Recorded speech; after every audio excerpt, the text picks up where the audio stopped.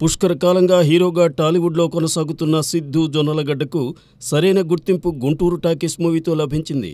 ఆ సినిమాతో మాస్కు దగ్గరైన సిద్ధు కరోనా టైంలో ఓటీటీలో స్ట్రీమింగ్ అయిన కృష్ణ అండ్ హిజ్ లీలా మూవీతో యూత్కు కనెక్ట్ అయ్యాడు. ఇక 2022లో వచ్చిన డీజే టిల్లుతో సూపర్ హిట్ను అందుకున్నాడు. అక్కడ నుండి ఇక వెనుదిరిగి చూసిందే లేదు.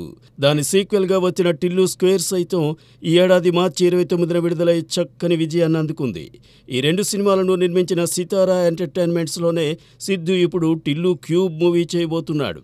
సిద్ధు జొన్నలగడ్డతో సినిమాలు నిర్మించడానికి ప్రముఖ నిర్మాణ సంస్థలు ఆసక్తి చూపుతున్నాయి. డీజే టిల్లుతో పాటు మొదలైన కొన్ని ప్రాజెక్ట్స్ అనివార్య కారణాలతో ఆగిపోయాయి. అందులో కోన వెంకట్ ప్రకటించిన డల్లాస్లో దేశీ దొంగలు కూడా ఒకటి.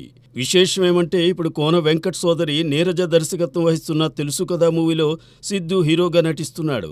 అలానే బీవీఎస్ఎన్ ప్రసాద్ దర్శకుడు బొమ్మరిల్లు భాస్కర్తో రూపొందిస్తున్న జాక్లోనూ హీరో సిద్ధు జొన్నలగడ్డే. ఈ రెండు సినిమాలతో పాటు టిల్లు క్యూబ్ ఉండనే ఉంది. అయితే సిద్ధు కోసం ప్రముఖ దర్శకుడు మాటల మాంత్రికుడు త్రివిక్రమ్ శ్రీనివాస్ ఓ కథ రాస్తున్నారట. దానిని సితారా ఎంటర్టైన్మెంట్స్ బ్యానర్లోనే నిర్మించబోతున్నారట. అంటే త్రివిక్రమ్కు చెందిన ఫార్చ్యూన్ 4, శ్రీకర స్టూడియోస్ దీనికి నిర్మాణ భాగస్వాములుగా ఉంటాయి. ఈ చిత్రానికి వెంకీ అట్లూరి దర్శకత్వం వహిస్తాడని తెలుస్తోంది. సితారా ఎంటర్టైన్మెంట్స్లోకి రంగ్ దే సినిమాతో ఎంటర్ అయిన వెంకీ అట్లూరి ఆ అనుబంధాన్ని అలానే కొనసాగిస్తున్నాడు. గతేడాది ఇదే సంస్థలో వెంకీ అట్లూరి ధనుష్ హీరోగా సార్ మూవీ చేశాడు. ఇప్పుడు దుల్కర్ సల్మాన్ కథానాయకుడిగా లక్కీ భాస్కర్ చేస్తున్నాడు. ఈ మూవీ కాగానే సిద్ధు జొన్నలగడ్డతో వెంకీ అట్లూరి సినిమా సెట్స్ పైకి వెళ్తుందని అంటున్నారు.